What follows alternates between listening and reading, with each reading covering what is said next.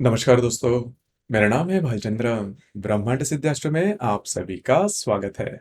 आज के इस वीडियो में हम चर्चा करेंगे कि यदि कर्क राशि में मंगल है तो उसके जो मिलने वाले परिणाम होंगे कुंडली में वो किस प्रकार के होंगे। ऐसी कौन सी बातें हैं जो कि आप जान सकते हो या फिर ऐसी कौन सी बातें जिसके बारे में आप अनुभव ले सकते हो, सभी के बारे में चर्चा इस वीडियो में हम करने वाले हैं।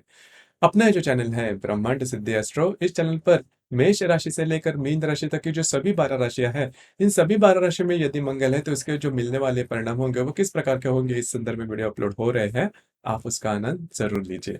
तो आज के इस वीडियो में हम चर्चा करेंगे कि यदि कर्क राशि में मंगल है तो इसके मिलने वाले परिणाम किस प्रकार के हो सकते हैं। इसके लिए हमें कर्क राशि या फिर मंगल के बारे में थोड़ी सी जानकारी लेना ज्यादा आवश्यक होगा। जैसे कि ये जो कर्क राशि है, यह कर्क राशि काल पुरुष की कुंडली में चौथे स्थान पर आने वाली है। इस राशि का जो स्वामी है वो चंद्र है। यह चर राशि है और इस राशि का जो तत्व है वो जल तत्व है। कर्क जो राशि है वो ज्यादा इमोशनल है। घर के जो लोग होते हैं उनके साथ ज्यादा अटैच हो रहने वाली राशि होती है। रिलेशनशिप में वो काफी ज्यादा रुचि लेने वाली राशि है। उसी प्रकार माँ के साथ इनका जो रिलेशनशिप होता है वो काफी अलग ही तौर पर होता है। और बहुत ज्यादा मतलब ये जो कर्क राशि होती है बहुत ज्यादा एक्टिव होती है या फिर बहुत ज्यादा मेहनत करने वाले होते हैं और ऑर्थोडॉक्स होते हैं। मतलब इनके इनके जीवन के बारे में अपनी ही कोई मेजरमेंट होते हैं और उसी प्रकार से वो आगे बढ़ने वाले राशि है। अब मंगल के बारे में अगर देखा जाए तो ये जो मंगल ग्रह है संपूर्ण पुरुष है, अग्नि तत्व का है, खुद के आधार पर गुणे आगे चलने वाला है। किसी की सोचता नहीं, अपने आप से वो आगे चलता है। मतलब ये जो ग्रह है, मंगल जो ग्रह है, ये मंगल ग्रह जो सैनिक होते हैं, जो सेनापति होते हैं, उसी की जैसी उनकी जो मानसिकता होती है वो देखी जा सकती है। मतलब जिसे हम कहते हैं कि चैलेंज लेना, चैलेंज देना, ये मंगल को बहुत ज्यादा पसंद आता है। उसी प्रकार का उसका गुणधर्म होता है। अब देखिए कि ये जो मंगल है वो जो संपूर्ण पुरुष है, अग्नि तत्व का है, अगर ये कर्क राशि में मतलब जल तत्व में आ जाए तो क्या होगा। जैसे कि कोई भी जो ग्रह होता है अपने जो संपूर्ण गुणधर्म होता है, गुणधर्म जो होते हैं वो पूरी तरह से प्रकट नहीं कर पाता। वह ग्रह कौन से राशि में जा रहा है, किस भाव में जा रहा है, कौन से नक्षत्र में जा रहा है, उसके आधार पर उसमें फिल्टर लगाए जाते हैं। मतलब उसके आधार पर ही उसके जो गुणधर्म होते हैं वो कम होते हैं, ज्यादा होते हैं, जो भी बात है। तो इस वजह से आपने देखा होगा कि जो कर्क राशि है इसके जो गुणधर्म है, कारक गुणधर्म, और जो मंगल है इसके जो कारक कारक गुणधर्म है वो काफी ज्यादा भिन्न है, ऑपोजिट है। यद्यपि ये जो दो ग्रह है मतलब कर्क राशि का स्वामी चंद्रमा है और मंगल, ये वैसे देखे जाए तो मित्र ग्रह है, लेकिन इसके जो परिणाम है कर्क राशि के और मंगल के जो परिणाम है वो काफी भिन्न है। इस वजह से जो मंगल है वो कर्क राशि में नीच का माना जाता है। मतलब उसके जो गुणधर्म है, जो कि उसके बेसिक इंस्टिंक्ट है, वो पूरी तरह से उस राशि में मतलब कर्क राशि में दिखा नहीं देता, या फिर उसके जो गुणधर्म दिखाई नहीं देते। होता क्या है कि यह, जैसे कि मैंने इसके पहले के वीडियो में भी कहा कि अगर मिथुन राशि में मंगल है तो वह शत्रु राशि में जाता है, तो उसके जो नेगेटिव गुणधर्म है वो ज्यादा दिखाई देते हैं।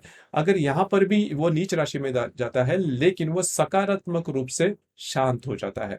तो ये बात जान लेना बहुत ज्यादा आवश्यक है। मतलब वो शांत हो जाता है क्योंकि जल में अगर अग्नि जाए तो वो शांत हो जाएगी, लेकिन सकारात्मक रूप से शांत होता है। मतलब ऐसा नहीं है कि कर्क राशि में अगर मंगल हो तो वे जो व्यक्ति होते हैं वे किसी और ही प्रकार से, मतलब उनकी जो एनर्जी है वो किसी नेगेटिव रूप से हमें दिखाई देगी। ऐसा बिल्कुल नहीं होता। तो इस वजह से अगर कर्क राशि में अगर मंगल है तो वे जो लोग होते हैं वो बहुत ज्यादा मेहनती होते हैं, बहुत ज्यादा मेहनती होते हैं।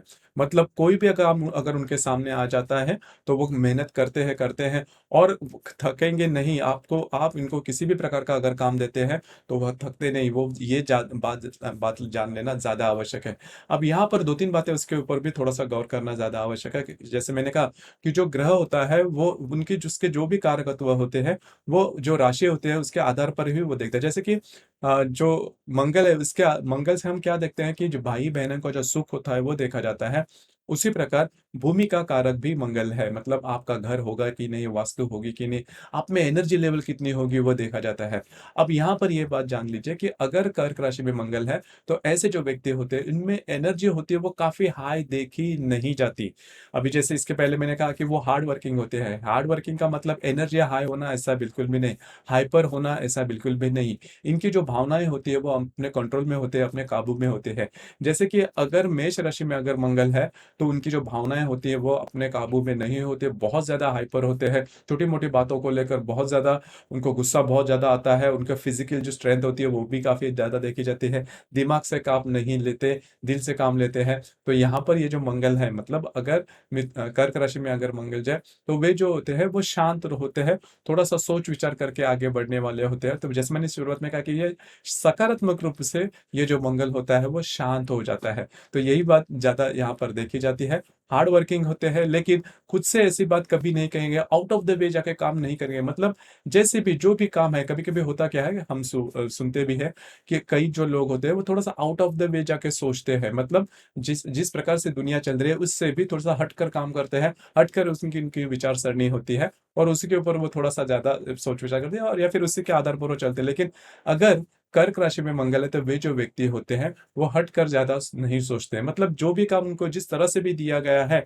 उसके बारे में उसी तरह से वो काम करेंगे, लेकिन मेहनत करना इनमें ज्यादा देखा जाता है और ये बात इनमें काफी अच्छी देखी जा सकती है। जैसे कि अभी मैंने कहा कि मंगल से भाई बहनों का जो सुख है वो देखा जाता है, या फिर भूमि का भी कारक है ये मंगल।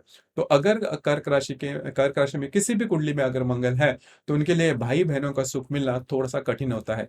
अब यहाँ पर देखिए कि कर्क राशि में करीबन 3 नक्षत्र है, पुनर्वसु, पुष्य और आश्लेषा।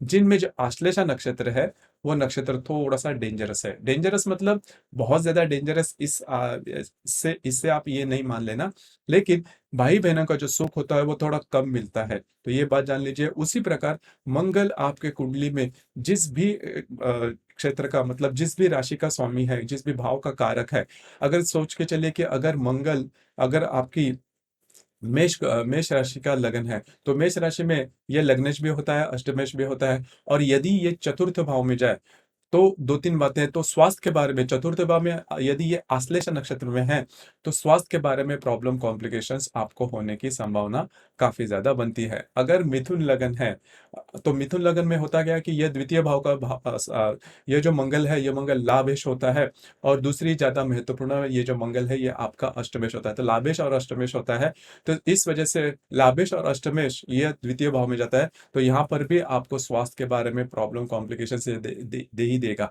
उसी प्रकार ये जो मंगल है वो मंगल जिस स्थान में जाता है उसके संदर्भ में भी प्रॉब्लम हो जाती है। जैसे कि ये द्वितीय भाव में गया तो आपके आंख के बारे में प्रॉब्लम कर सकता है, आपकी जो स्पेंडिंग है वो काफी बढ़ सकती है, आपके जो वैवाहिक जोड़ीदार है उनके साथ छोटी मोटी बातों को लेकर प्रॉब्लम कॉम्प्लिकेशंस हो सकती है। यदि यह कर्क राशि का मंगल आपके पंचम भाव में है, मतलब अगर आपकी मीन लगन है और आपके पंचम भाव में यह मंगल है तो संतान सुख में भी ये प्रॉब्लम कर सकता है। तो ऐसी ये जो मंगल, मतलब कर्क राशि में मंगल अगर किसी भी भाव में है तो उस भाव से रिलेटेड कोई ना कोई तो प्रॉब्लम कर सकता है। उसी प्रकार अगर ये आश्लेषा नक्षत्र है तो भाई बहनों का सुख कम मिलना या फिर भाई बहनों का सुख में प्रॉब्लम कॉम्प्लिकेशंस होना, उसी प्रकार डॉक्यूमेंटेशन के बारे में प्रॉब्लम आना, इस प्रकार की बातें भी हो सकती है। या फिर आप अपनी नई वास्तु या फिर घर लेना चाहते हो तो जैसे आप चाहते हो उस प्रकार से बात होने में थोड़ी सी प्रॉब्लम हो सकती है। अगर आश्लेषा नक्षत्र में है तो इसके संदर्भ में ये बात देखी जाती है।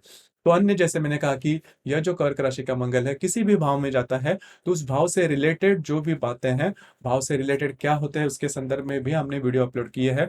हर एक भाव के बारे में, मतलब प्रथम भाव, द्वितीय भाव से लेकर ये जो द्वादश भाव है इसके जो कारकत्व प्रमाण है वो किस प्रकार के होते हैं, इसके संदर्भ में वीडियो हर एक भाग के बारे में हमने काफी डिटेल में बताया है, आप देख सकते हो। तो ये जो कर्क राशि का मंगल किसी भी कुंडली में अगर भाव में जाता है तो उस भाव से रिलेटेड कोई ना कोई तो हानि करता ही है, क्योंकि ये जो मंगल है, मंगल के बारे में ये जो बात है बहुत ज्यादा इंपॉर्टेंट है। और मतलब इसके जो अनुभव है मिलते भी है, मतलब जिस भी भाव में मंगल जाता है चाहे वो किसी भी राशि में हो तो उस भाव से रिलेटेड कोई ना कोई शुभ या फिर अशुभ आपको इसके संदर्भ में बातें या फिर अनुभव आ ही जाते हैं। तो इस प्रकार से मंगल होता है कि मंगल अगर कर्क राशि में आ जाता है तो वो शांत हो जाता है, लेकिन सकारात्मक रूप से शांत हो जाता है।